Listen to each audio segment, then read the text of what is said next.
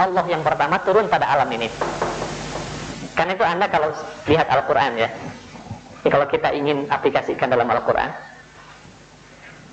Al-Quran itu ada macam-macam tingkatan loh. Al-Quran itu ada dalam sebuah tingkatan yang disebut dengan fi kitabin maknun. Innahu laqur'anun karim fi kitabin maknun, dalam surah Al-Waqi'ah.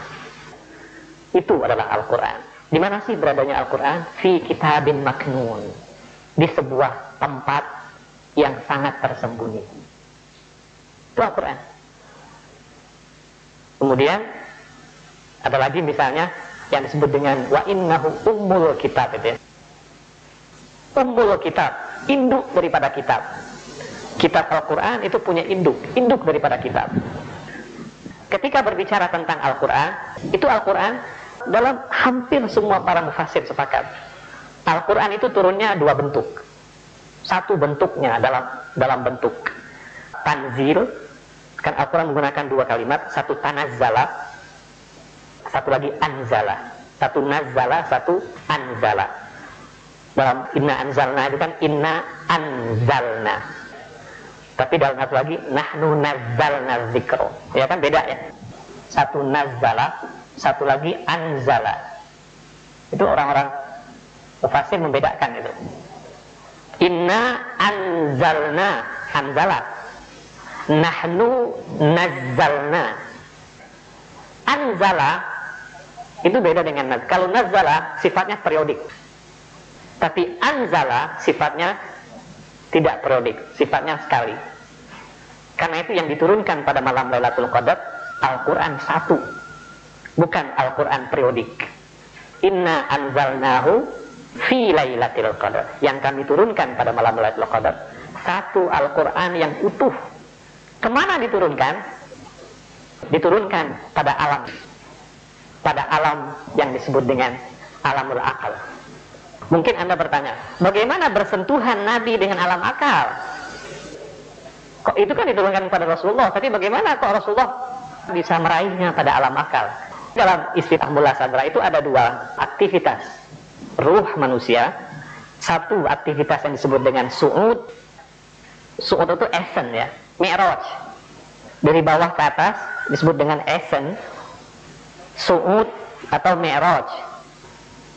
Untuk menerima kalam Allah, Nabi Muhammad itu bisa sampai kepada alam akal.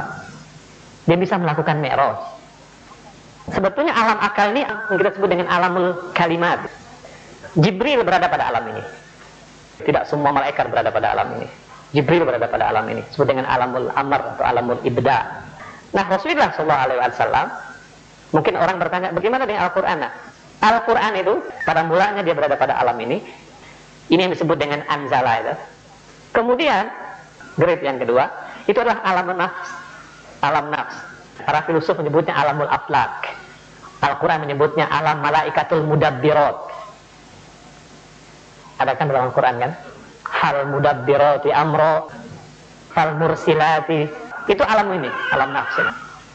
Alam di mana para malaikat memanage alam semesta.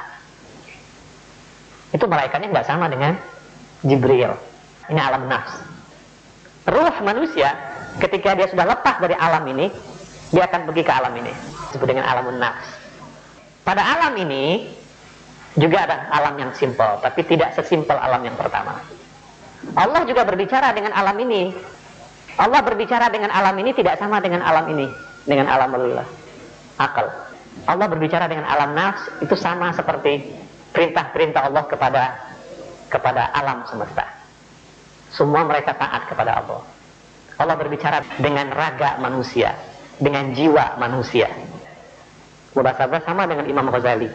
Itu berbicara pada alam nafs sebetulnya yang bergerak bukan materi manusia. Ini disebut juga alamul arwah kadang-kadang, di alam nafs. Yang bergerak itu bukan alamul kaun, tapi alamul nafs.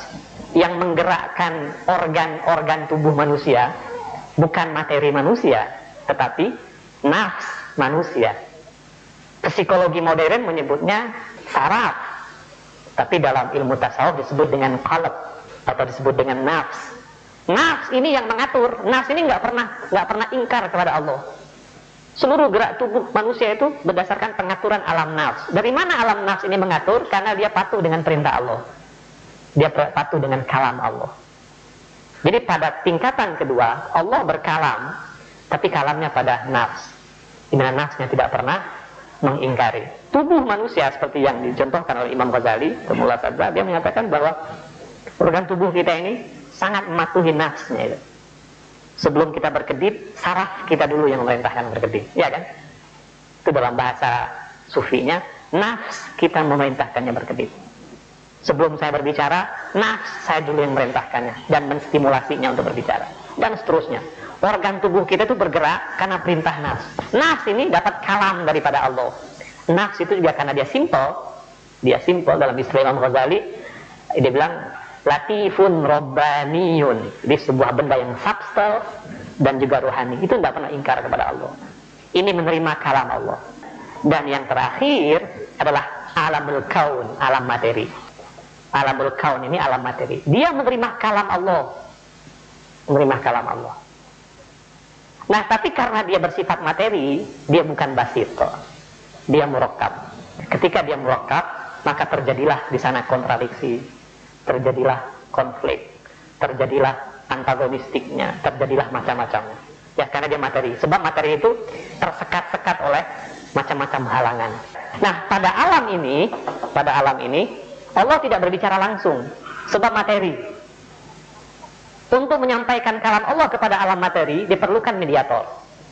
Mediator yang menghubungkan Allah dengan alam materi. Mediatornya siapa? Dua katanya. Satu Rasul, satu kitabnya, bukan kalamnya. Bisa ya? Dimengerti ya? Bagaimana perbedaan kalam dengan kitabnya. Nah, di sini, sekali lagi mediatornya dua, Rasul dan kitabnya.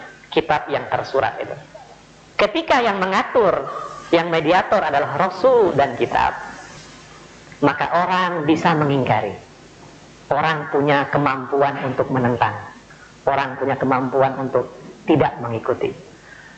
Sebab Rasul sebagai manusia materi, kitab yang tersurat sebagai materi. Orang bisa tidak ikut, tidak patuh. Tapi kata Mullah Sadra, yang tidak patuh hanya manusia saja. Materi-materi lain patuh. Hatta misalnya batu-batuan juga patuh. Sabbaha lillahi ma fis samawati wa ma fil ardh. Semuanya bertasbih kepada Allah kecuali manusia. Allah menyebutnya, lau anzalna hadzal qur'ana ala jabalin la ra'aitahu khashi'an mutasaddian min khasyatillah. Seandainya kami turunkan Al-Qur'an kepada gunung ini, maka kalian akan lihat dia akan khusyuk di hadapan Allah. Tapi masalahnya Allah turunkan Al-Quran kepada manusia. Nah, pada alam ini terjadi penentangan. Yang tidak menentang ketika dia patuh kepada Rasul ini. Rasul merupakan kunci. Karena itu Rasul diperlukan untuk membimbing manusia supaya dia tidak ingkar. Pada alam materi, pada alam kaun, karena alam itu adalah alam materi, dan alam materi sekali lagi alam yang penuh dengan konflik, yang penuh dengan kontradiksi, maka kalam Allah Subhanahu wa ta'ala di sini bisa diabaikan. Bukan kalam Allahnya diabaikan sebetulnya, ya, kitab Allahnya diabaikan. Nah, untuk itu kenapa Mullah Sadra menyebutkan bahwa kalau misalnya Anda melihat orang menentang Allah, menentang kitab Allah, menentang kalam Allah, itu sebetulnya dia bukan menentang kitab Allah yang ada di sini, bukan menentang kalam Allah yang ada di sini, semata-mata menentang kitab Allah dalam bentuk yang sudah terartikulasi. Sebetulnya ya, Al-Ghazali itu tidak berbicara kosmos, dia berbicara mikrokosmos. Dia berbicara tentang alam ruh manusia, bukan alam makrokosmos dalam arti keseluruhan. Yang disebutkan oleh Mullah Sadra alam makro. Alam makro tetapi pandangan teosofis. Secara teosofistik kita melihat alam-alam itu seperti ini. Tapi yang dibicarakan oleh Imam Ghazali, kita punya mikro ini, kita punya jiwa, kita ini berangkat kemana? Kita berada di dunia disebut dengan alam nasud. Kemudian jiwa kita meningkat pergi ke alam malakut dan seterusnya ke alam jabarut. Memang hampir ada similaritinya ya, hampir ada kesamaan. Tapi sekali lagi Imam Ghazali hanya melihatnya dari sisi nafs manusia. Jadi dia melihatnya dari sisi mikrokosmos saja, tidak melihatnya secara makrokosmos. Mullah Sadra juga berbicara itu. Dia berbicara alam nasud, dia berbicara alam malakut, dia berbicara alam jabarut. Tapi salah satu perbedaan yang mungkin agak penting untuk antum ketahui bahwa kadang-kadang perbedaan mazhab di dalam school of thought itu menyebabkan perbedaan istilahnya. Ghazali lebih banyak menggunakan istilah sufi ketimbang istilah teosofi. Ketika dia berbicara malakut dan sebagainya, itu istilah yang sangat populer di kalangan sufi. Ibnu Arabi juga menggunakan istilah itu, tetapi Ibnu Arabi menciptakan istilah-istilah tersendiri. Misalnya saya kasih contoh begini ya. Ada satu istilah tentang keesaan Allah.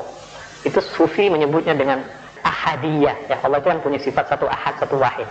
Wahidul ahad dalam Al-Quran kan.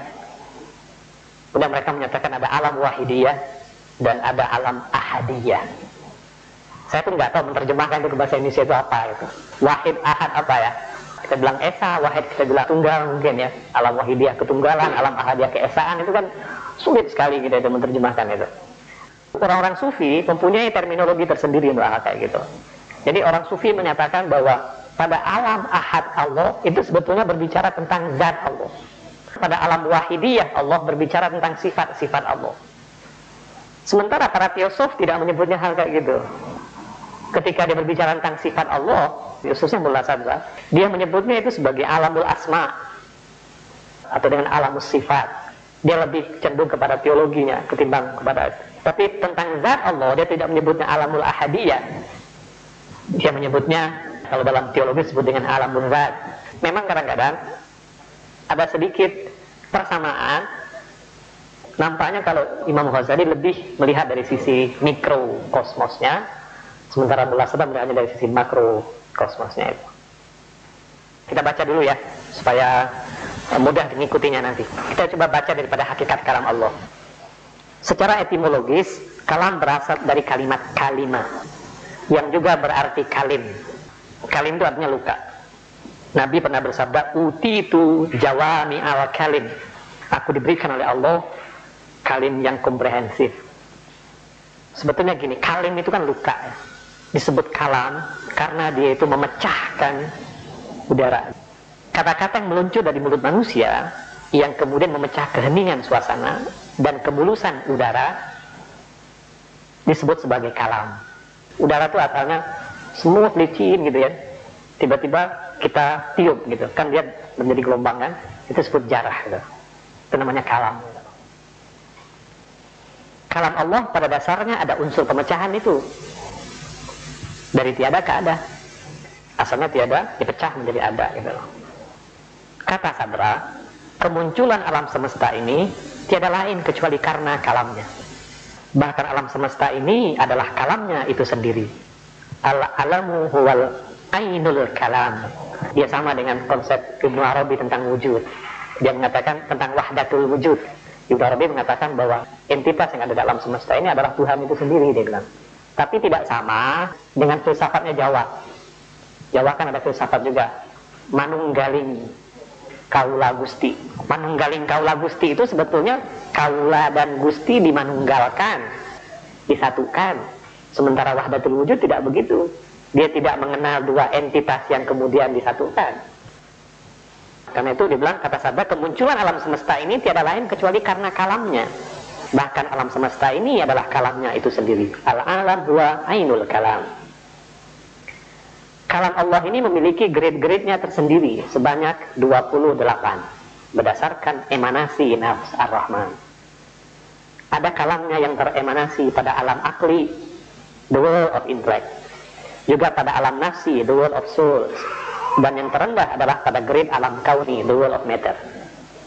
Untuk bisa memahami lebih jauh tentang konsep ini, marilah sejenak kita melihat konsep Sadra tentang wujud, di mana ia membaginya kepada 4 jenis. Wujud ilahi, wujud akli, wujud nafsani, dan wujud kauni. Pada grade wujud akli, yang teremanasi dari Tuhan adalah entitas-entitas intelek. Seperti yang dibicara intelek yang pertama, al-aqlul awal, sampai intelek ke-10 yang disebut al-aqlul mustafad. Ini mungkin kalau Anda pernah ikut filsafat Paripatet, Anda bisa paham itu. Pada grade ini, al-aqlul awal ini maksudnya, semua entitas bersifat simple. Hanya ada konflik, tidak ada konflik dan tidak ada pengingkaran.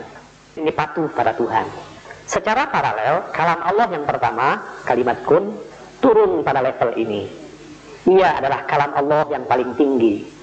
Dari kalam ini terciptalah alamul amr, yakni kalimat-kalimat Allah yang sempurna, yang tidak pernah sirna dan berakhir. Pada level wujud nafsani, teremanasi entitas-entitas jiwa dan entitas-entitas samawi, al-aflaq, atau yang kadang-kadang disebut oleh para filosof peripatetik dengan istilah celestial bodies. Tapi dalam alam fisika, celestial bodies lain ya. Anda jangan terperangkap dengan istilah fisik. Fisika celestial bodies itu kan artinya jisim-jisim yang ada di antariksa lah, yang ada di angkasa luar sana, itu disebut celestial body. Kalau yang ada di bumi disebut terrestrial body ya. Itu beda dengan istilah fisika itu. Corbin itu, Korba, itu punya satu buku. Bagus sekali bukunya itu. Judulnya itu Celestial Bodies in Spiritual World. Celestial Bodies in Spiritual World, artinya jisim-jisim celestial yang ada di dunia spiritual. Menarik bukunya. Itu analisisnya tentang Ibnu Arabi. Kalam Tuhan juga turun pada level ini, pada level kedua ini. Di sanalah perintah Tuhan terbit kepada para malaikat yang mengatur alam semesta. Pada alam ini tidak ada kontradiktif, tidak ada konflik dan penentangan. Semua mereka yang ada di dalamnya patuh pada perintahnya, seperti yang diisyaratkan dalam firman Allah. Para malaikat ini tidak ingkar pada apa yang diperintahkan oleh Allah, dan mereka melaksanakan segala apa yang diperintahkan. Surat Tahrim ayat 6. Dan kalam Allah juga turun pada level alam al-kauni, alam materi. Kalam di sini adalah yang paling rendah, karena ia bersentuhan dengan grade wujud yang paling inferior. Karena alam materi adalah alam yang tidak simpel, alam murakkab, maka di sana lahir berbagai konflik dan kontradiksi. Pada alam ini, kalam Allah kadang-kadang dipatuhi dan kadang-kala juga diingkari. Seperti yang ada dalam dua level sebelumnya, tapi karena watak alam yang terakhir ini memang murakkab, tidak konstan dan rentan dengan perubahan. Untuk bisa menerima kalam Allah pada level alam ketiga ini, mediator untuk menyampaikannya. Dua mediator Tuhan yang ada di sana adalah kitab dan Rasul. Kitab samawi, apapun namanya, adalah kata-kata Tuhan yang terartikulasi dalam bentuk perintah, larangan dan sebagainya. Sementara keberadaan Rasul adalah utusan Tuhan yang bertugas untuk membimbing dan menjaga manusia dari kesalahan yang mungkin mereka lakukan dalam membaca dan memahami pesan-pesan Tuhan. Sabra juga membedakan antara kalam Tuhan dengan kitab wahyu. Menurut Sabra, kalam Allah adalah sesuatu yang teremanasi langsung dari sumber yang paling tinggi. Sementara kitab datang dari wujud yang lebih rendah, yakni malaikat. Sabra juga tidak membantah pendapat sejumlah ahlul kasyaf dan syuhud bahwa kalam Allah bersifat basit, amri dan da'fi dan daf'i ya. Sementara kitab bersifat murakkab, khalqi dan tadriji. Namun kata Sabra, keduanya pada hakikatnya adalah satu secara substantif, tapi juga berbeda dari sisi lain.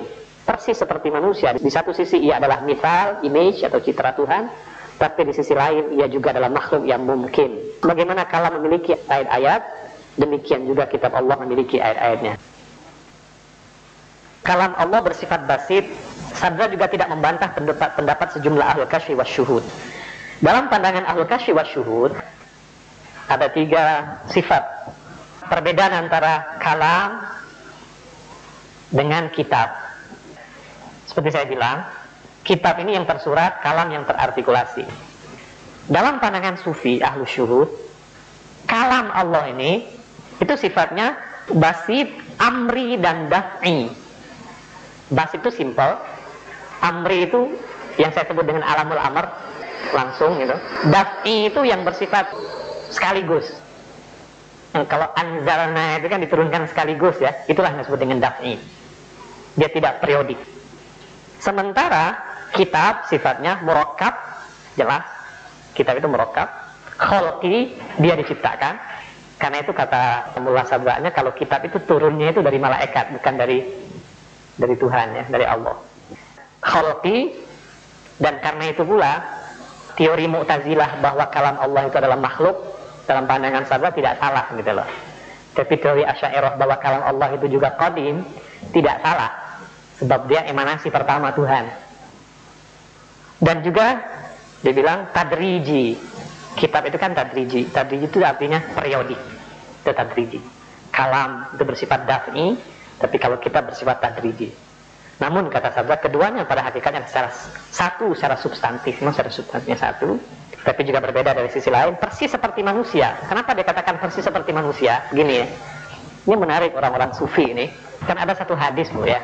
Hadis itu dulu saya nggak terima, tapi sekarang saya terima hadis itu. Disebutkan dalam berbagai kitab, termasuk Bukhari, Muslim juga menyebutkan. Itu menyatakan bahwa Allah menciptakan manusia ala suratihi. Allah menciptakan manusia mengikut rupanya. Mullah Sadar membahas panjang lebar itu di dalam kitabnya Syarah Usul Kafi itu. Ibnu Arabi membahas panjang lebar dalam Futuhatul Makkiyahnya bahwa Allah menciptakan manusia ala suratihi. Allah menciptakan manusia seperti bentuknya. Hadis ini kata Mullah Sadra itu antara manusia yang mungkin, yang relatif, dengan manusia yang menjadi citra Tuhan, image Tuhan, itu sama seperti Quran, seperti kalam dengan kitab katanya. Dalam istilah sufi, ada yang disebut dengan su'ud ya, ada nuzul. Istilah satu lagi maqam, satu lagi daraj atau indiraj. Ini terminologi yang mungkin baiklah untuk kita ketahui. Su'ud ini artinya naik ke atas, nuzul turun ke bawah. Ketika orang berbicara maqam, artinya maqamnya naik ke atas. Ketika dia berbicara daraj, artinya makomnya turun ke bawah. Rohani manusia itu begitu. Kadang-kadang dia naik, tapi kadang-kadang dia turun gitu loh. Kemarin sholatnya khusyuk, hari ini nggak khusyuk, kan turun artinya. Kemarin nolong orang, hari ini ganggu orang. Kemarin pikir, hari ini misalnya gunjing, kan turun artinya. Itu su'ud dan nuzul itu. Makom dan daraj. Memahami alam-alam tadi begitu. Tadi kita sebutkan ada 3 alam lah pokoknya itu. Akli, nafsi, kauni. Kalam Allah kita menyebutkan ada pada 3 levelnya. Kalam Allah pada level akli ada, pada level nafsi ada, pada level kauni ada. Kita ini hanya bersentuhan pada Quran yang level kauni. Bukan kita maksudnya, mayoritas kita. Mayoritas kita bersentuhan dengan kalam Allah pada level kauni, pada level kitab saja. Itu pun kita masih menyepelekan gitu loh. Nabi Muhammad SAW bersentuhan dengan kalam Allah pada level akli, pada level kauni dia bersentuhan, pada level nafsi dia bersentuhan, tapi juga dia bersentuhan pada level akli. Karena itu Nabi Muhammad itu ketika membaca Al-Quran berbeda dengan kita membaca Al-Quran. Nabi Muhammad kita mendengar satu ayat Al-Quran, dia merintih dan menangis. Sebab apa? Sebab dia melihat realitas. Karena ada sejarah mengatakan Nabi Muhammad pernah menyuruh Abdullah bin Mas'ud bacakan Al-Quran. Sampai pertengahan ayat dia bilang, khalas cukup ya Ibnu Mas'ud, cukup, jangan diteruskan katanya, nggak tahan aku mendengarnya. Cara dia mendengar itu berbeda dengan kita. Nah, bukan hanya Nabi Muhammad sebetulnya, Nabi Muhammad itu contoh yang paling sempurna. Insan kamil itu bisa bersentuhan dengan kalam Allah pada level akli. Artinya dia melakukan su'ud, dia melakukan mi'raj, dia melakukan kenaikan. Bagi dia di situ dimensi waktu nggak ada. Saya kasih contoh bagaimana dimensi waktu itu nggak ada ya. Contohnya mungkin dalam diri Imam Ali bin Abi Thalib. Imam Ali itu pernah dibisikkan oleh Nabi tentang satu ilmu.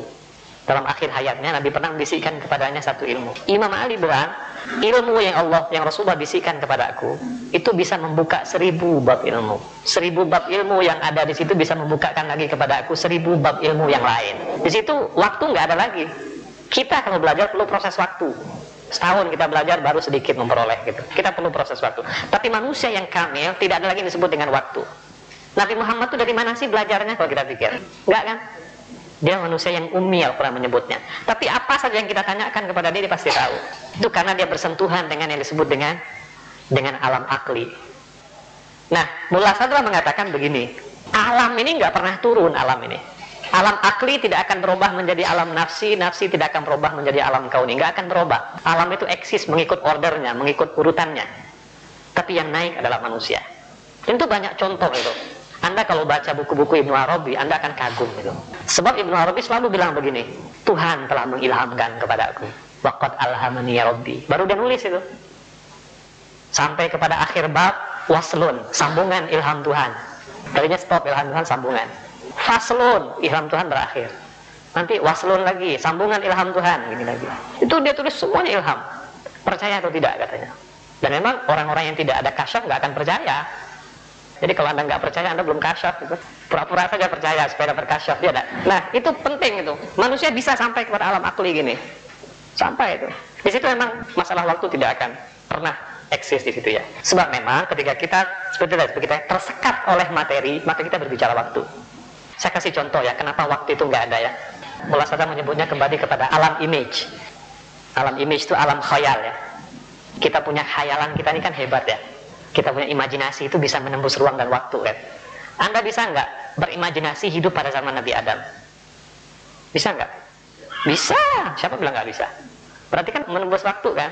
Bisa nggak Anda berimajinasi hidup di zaman 3000 tahun yang akan datang? Bisa dong. Karena itu fiction, scientific fiction itu kan menembus alam itu kan.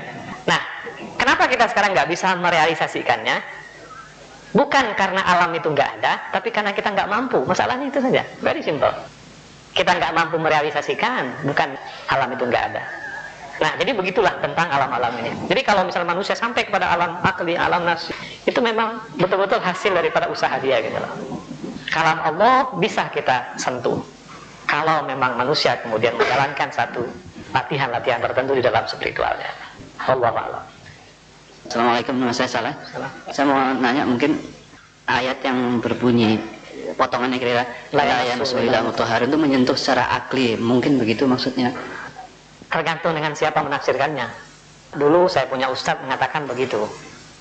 Ayat itu arti harfiahnya begini ya. Tidak bisa menyentuhnya kecuali orang-orang yang disucikan, bukan orang-orang yang suci. Mutahhar itu kan disucikan. Mutahhari itu kan yang disucikan ya. Nah, karena ayatnya bersifat pasif, sebetulnya maksudnya katanya, kata orang-orang kayak gini, dibilang bukan tidak boleh menyentuh dalam arti harfiah, maksudnya tidak akan bersentuhan dalam arti itu, kecuali orang-orang yang disucikan oleh Allah. Tapi bukan berarti hukum legalnya nggak jalan gitu loh. Kalau ulama fikih mengatakan tidak boleh menyentuh Quran kecuali orang yang suci, juga benar tafsirannya. Itu kenapa Al-Quran itu ada zohir, ada batin dan seterusnya gitu ya. Wallahu a'lam bishawab. Assalamualaikum warahmatullahi wabarakatuh.